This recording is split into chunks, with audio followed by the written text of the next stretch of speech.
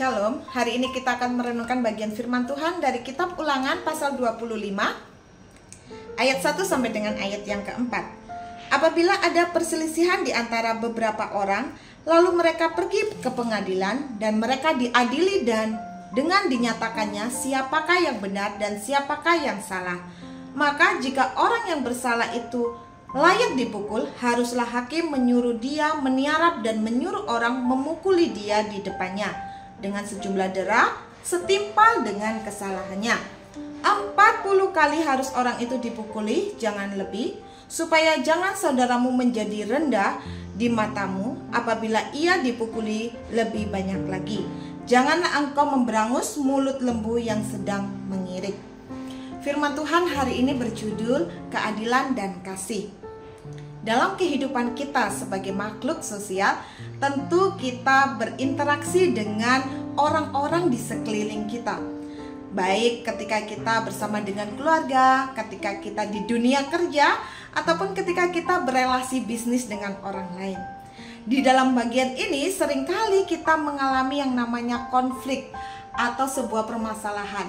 Untuk itu, di dalam firman Tuhan dalam kitab Ulangan juga mencatat akan hal ini. Bagaimana ketika konflik bahkan sengketa bisa datang, yaitu kita berpegang kepada prinsip firman Tuhan, di mana keadilan dan kasih harus dinyatakan secara bersama-sama. Dalam kitab Ulangan pasal 25 ayat 1-4, Tuhan memberikan prinsip tentang keadilan dan kasih supaya dijalankan bagi semua orang yang percaya kepadanya. Yang pertama, bagaimana ketika seseorang melakukan pelanggaran dan didapati secara hukum memang dia bersalah, maka ada konsekuensi atau hukuman yang harus diterima. Konsekuensi dan hukuman tentu diberikan sesuai atau sejumlah dengan kesalahan yang sedang dia lakukan. Tidak boleh lebih.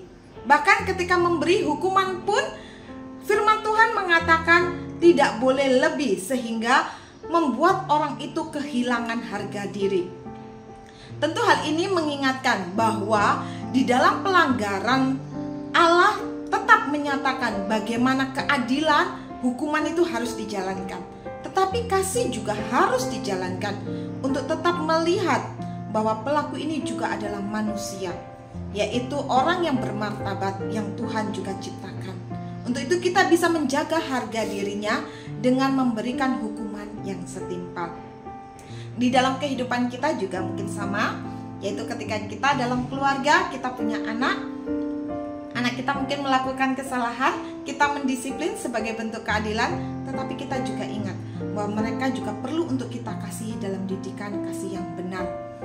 Konsekuensi harus tetap dijalankan, bahkan mereka harus menghadapinya sebagai bentuk hukuman.